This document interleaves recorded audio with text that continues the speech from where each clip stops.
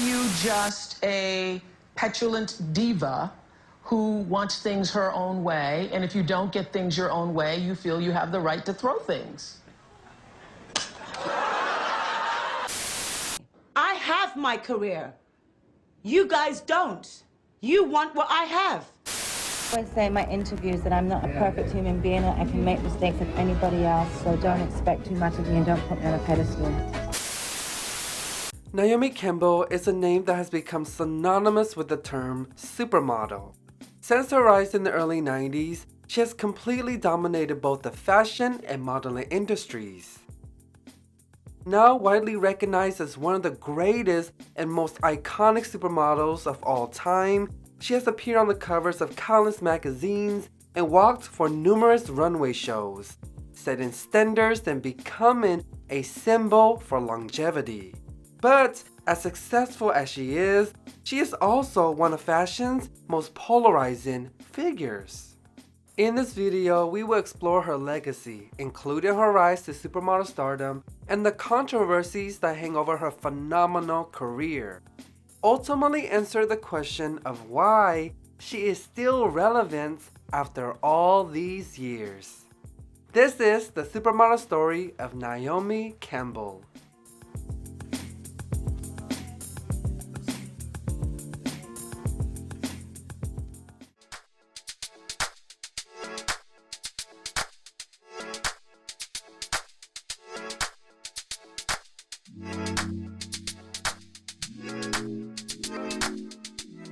Hey everyone, it's Pelly. Welcome to Supermodel Stories, a documentary series that pulls back the curtain of the fashion world and honors legendary supermodels throughout the decades.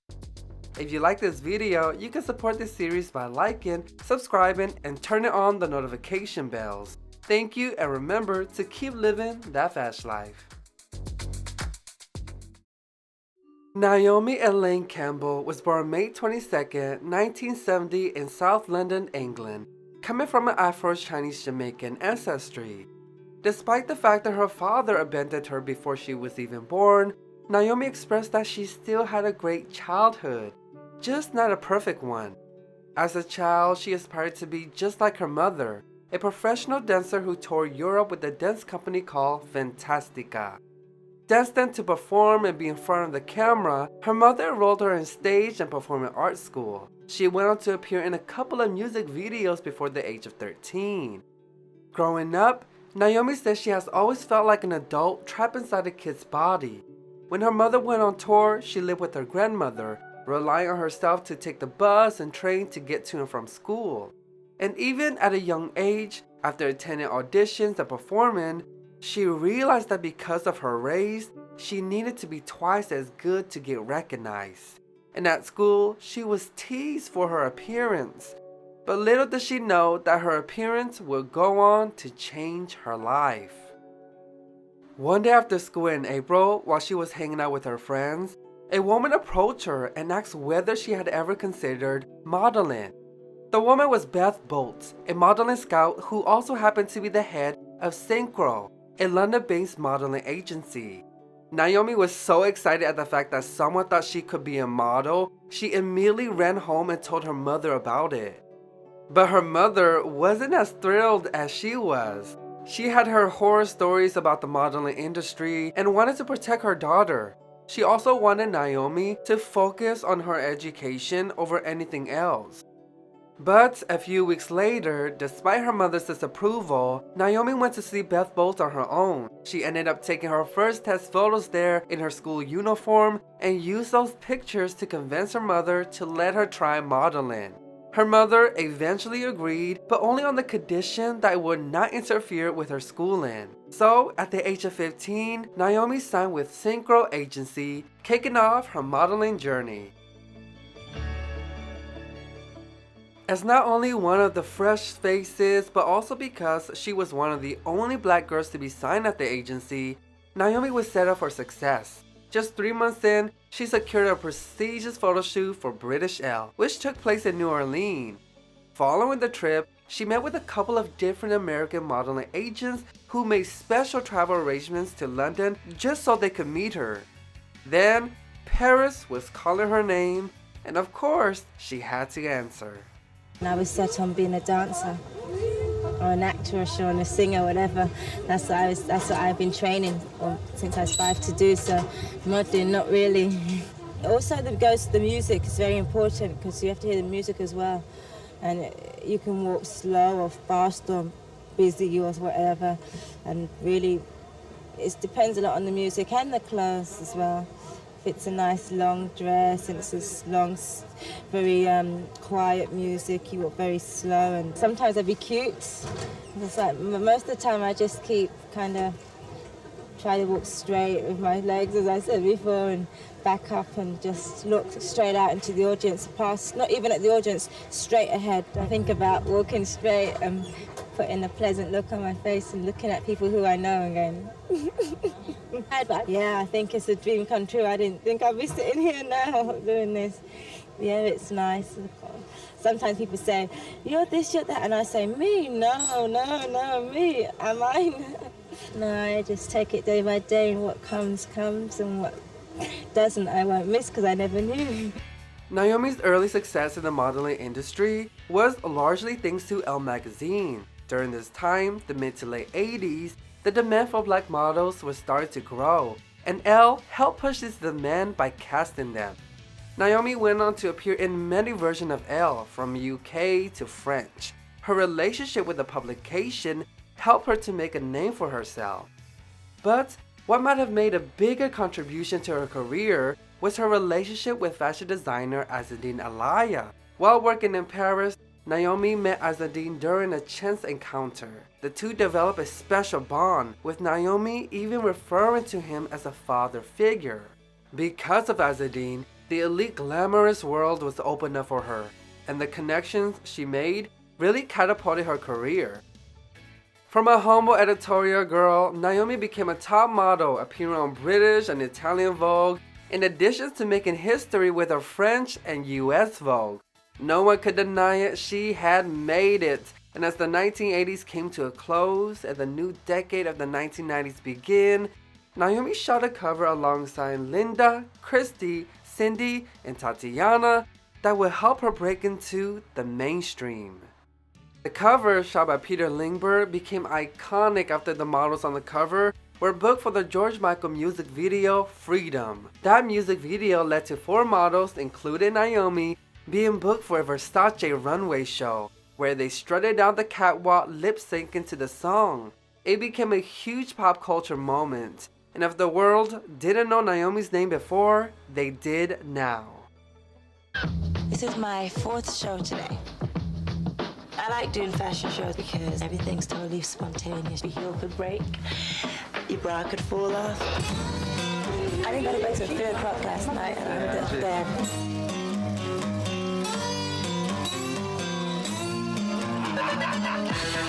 What you've got to know is that don't be trying to show yourself over the clothes. I have so many girls to do that they can't fit us all in anyway. So I do my own base because I know my own skin tone, and then I go to them and they do whatever they have to do. It's not real. I have it in a Kindle.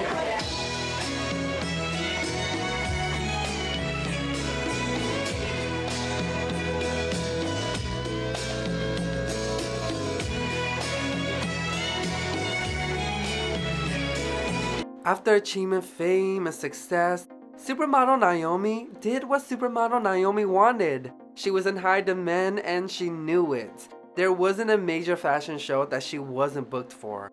And there wasn't a prestigious event she couldn't get into. She was Naomi, the international supermodel. She was unstoppable. Naomi went on to make a cameo in the Vanilla Ice movie Cool as Ice, starred in a Michael Jackson music video, and was even engaged to YouTube band member Adam Clayton for a while. Maybe some of that music energy rubbed off on her, because in 1994, Naomi dropped her debut album titled Baby Woman. Despite the fame and notoriety, it wasn't all sunshine and rainbows. Her debut album flopped, and her engagement with Adam Clayton fell apart. Her relationship with elite model management also fell apart when they dramatically dropped her from the agency.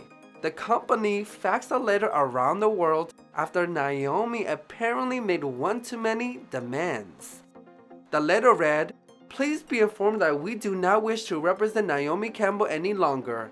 No amount of money or prestige could further justify the abuse that has been imposed on our staff and clients. All who has experienced this will understand." That letter, which was leaked to the press, worsened the negative perception of Naomi. While she had her supermodel diva tendencies, Naomi wanted to be treated the same as her white counterparts. For example, there were times when she simply requested the makeup artist to have the right products for her skin. Oftentimes, she wanted the same contracts, deals, and opportunities as other models. The diva narrative tainted her reputation, portraying even her fair demands as her being difficult. While you have brands and people in the industry cutting ties and refusing to work with her, she was just too powerful to be dismissed. It wasn't long before elite model management came running back to re-sign her to their agency. So her career continued to flourish. She traveled the world modeling at exotic locations, was a partner for the Fashion Cafe, and became very close friends with Kate Moss. But even with all the people around her, Naomi said she felt lonely and that her life was just modeling and working. It was all she knew. And as the 1990s came to a close, life will offer Naomi the biggest wake-up call.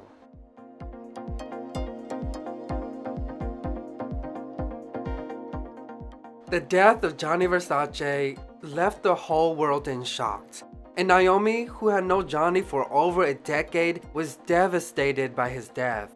The morning after the murder, Naomi gave a TV interview with Katie Couric, where she was seen practically inconsolable. At the funeral, Naomi was comforted by Princess Diana, who told her, "Gianni loved you very much. You must always remember that." It was the last time Naomi ever saw Princess Diana, because a few weeks later, the princess died in Paris. 1997 turned out to be a very terrible year for Naomi. People that she knew like Ennis Cosby and Michael Hudson of NXS also died that year. Naomi said that she would go out and party to try to numb the pain, but it only made everything worse. She said, "You think it's going to heal that wound. It doesn't. It can cause huge fear and anxiety, so I got really angry." In 1998, Naomi was accused of attacking her personal assistant. She later pleaded guilty and settled the case out of court. But this behavior became a thing for Naomi throughout the 2000s. Accusation after accusation came out about Naomi and how she was screaming and attacking the people working for her. And how did she react to these claims? By wearing a t-shirt that said, "Naomi hit me and I loved it." The most infamous incident that a lot of people remember is when she admitted to throwing a phone at her maid. She ended up being sentenced to community service and an anger management course, but it was her doing community service in luxury and couture wear that really made it a pop culture moment.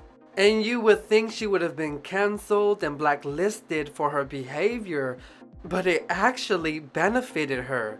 She had brands reaching out offering to dress and dine her for free. She even did a piece for W Magazine chronicling her time doing community service.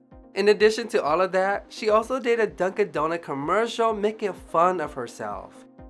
She made a guest appearance on Ugly Betty where she also made fun of herself and starred in a Super Bowl ad for Sobe Life Water. Wow. But the question remains, why? Because besides some or a lot of diva antics, Naomi wasn't known to be violent, and the behavior shocked a lot of fans and left them wondering if there was more going on behind the scenes. In 2000, fans got some answers. Naomi sat down with American journalist Barbara Walters, where she opened up about her anger issues as well as her time in rehab. For the last 15 years, Campbell has embodied the essence of the supermodel, appearing on hundreds of magazine covers, commanding extraordinary fees for her services. Like, what time do I start tomorrow so I can go to the gym? But her reputation as pampered and self-centered has also commanded attention, as well as her legendary temper, which has recently gotten her into trouble, creating headlines she would rather forget. It's a manifestation of a deeper issue, I think, anger. And that, for me, I think, is based on insecurity, self-esteem, and loneliness. And Being abandoned. being abandoned. That's what I mean. That's what my core issues are: abandonment and rejection. A little bit of a smile. But it's not just Campbell's tardiness, but her notorious outbursts that have most troubled the fashion world. One can see a glimpse of her anger in this 1998 VH1 documentary. You don't have the right to take pictures of people. Take pictures. Oh, bitch, because you get too Then in Toronto that same year, Campbell went a step too far. 2 years ago in 1998, a woman who worked as your assistant for 9 days in Canada charged you with assault. And you know, she said you grabbed her by the throat to hit her with a phone. She ran out of the room with her face bleeding, and she filed criminal charges. Do you know why you lashed out at her? Do you understand Well, it? I didn't touch her body. I just threw the phone. Well, okay. But That's pretty strong anger. it's a definite strong anger and something that I've learned from. You pled guilty to assault. Yes, I did. Okay. Because I threw the phone, and I admit that. And I'm not going to say I didn't. I've never said I hadn't. So that was real That was their anger. anger, yeah. Okay. Then you spent a month in a rehab clinic. Is that what I have read? A clinic that tried to help you control your anger? I went away to a place that was to take care of myself totally, not just focusing on anger. At the time, I had a great public life of what it may seem. I've got everything a girl could want. I travel the world. I'm very fortunate. Yes, I know I'm very fortunate, but the worst thing about all of that is you can still be unhappy. And I was really unhappy. The Barbara Walters interview went extremely well for Naomi, but unfortunately, accusations continued. In 2005, she finally came out about her addiction to Diane Sawyer, revealing that cocaine was her drug of choice. According to her, it was the quote only drug she did. Again, the interview went well, but again, accusations of anger issues and substance abuse continued. Her controversies would follow her all the way to the end of the decade, when she finally revealed it all on the Oprah Winfrey Show in 2010. While Naomi was in a lot of ways still successful during this time, there was no denying the fact that her legacy had been tainted, and that this Oprah Winfrey interview was crucial for her career. And because of that, she gave one of the most iconic supermodel interviews of all time, being full of revelations. The interview explored her legendary career as well as her addiction, past charges and allegations, and perhaps most importantly, her underlying abandonment issue. This wasn't the first time Naomi talked about it though, but Oprah gave it more attention than someone like Barbara Walters did in the 2000s. And Oprah did something different than the other journalists. She had Naomi's mother attend the show. Valerie Norris is Naomi's mother. Good genes in this family.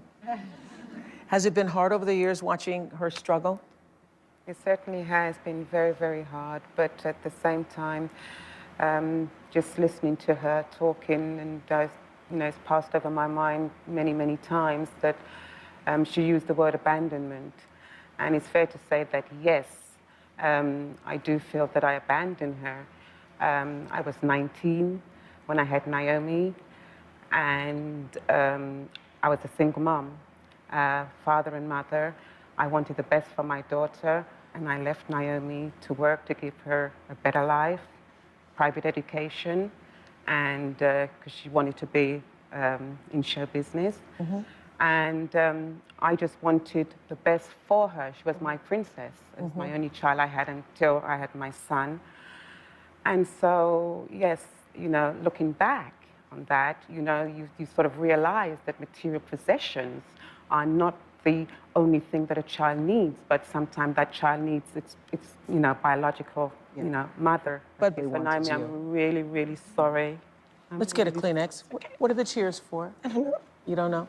So let's talk about what just happened. A lot of tears.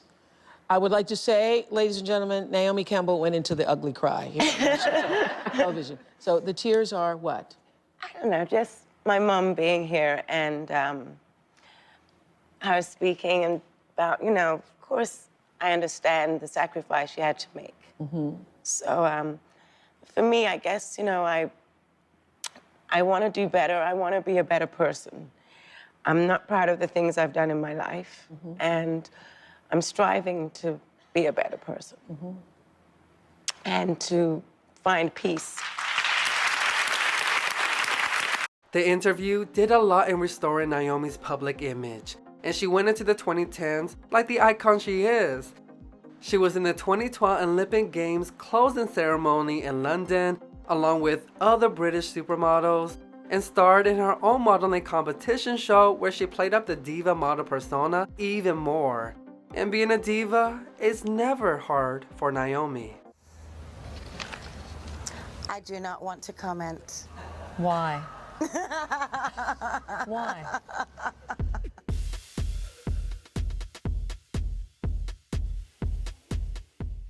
Naomi has gotten into a lot of controversies, from the blood diamond fiasco to the incriminating Epstein flight log and to the petty supermodel feud with Tyra Banks. Naomi's name has been through it, but despite all the drama and all the antics, she continues to reign. Season after season, covers after covers, shows after shows, there's no stopping Naomi. So why, despite all her controversies, is she still relevant? The first and most important aspect is her work ethic. Naomi has been working non-stop since the beginning of her career. When her peers such as Christy and Cindy retired and started their families, Naomi continued to walk the runway with the next generation, and now even alongside her fellow supermodels' children. While she has added prestige to everything she is a part of, it wasn't always this way. There was a time where there was very few opportunities for black models, and because of that, she understood she had to make the most of the opportunities given to her. That mindset kept her going until brands began contacting and reaching out to her. Because now, at fashion shows that include Naomi will be associated with the best of fashion. Naomi also no longer needs to work, but she chooses to, which is another reason why she is still relevant. Her eagerness to work and her willingness to evolve, nobody can question her determination. Whether she's launching her own YouTube channel or pursuing new passions, no one can deny her drive. It's also worth noting the connections she's made. While some of them has come back to haunt her legacy, the relationship she established across multiple industries has given her success as well as influence and power. The last aspect of her decades of success is her. She possesses the X factor. Few people are claimed to be born models, but Naomi was born to do so. Perhaps it's her charm, her looks, or maybe it's everything. There is something about her that is just so iconic. Recently, an exhibition dedicated to Naomi was opened, which is extraordinary because you do not often hear about a model getting their own exhibition made about them. While the supermodel has had some challenges in the new decade, her primary focus remained on her children. She is also focused on expanding opportunities for black models and creatives. Naomi is one of a kind. Her legacy is one of a kind. Her longevity is one of a kind. She may be, to many people, one of the most famous supermodels of all time, but some would even go further and say she is the most famous supermodel of all time. Whether you hate or love her, if there is one true supermodel, it might just be Naomi Campbell.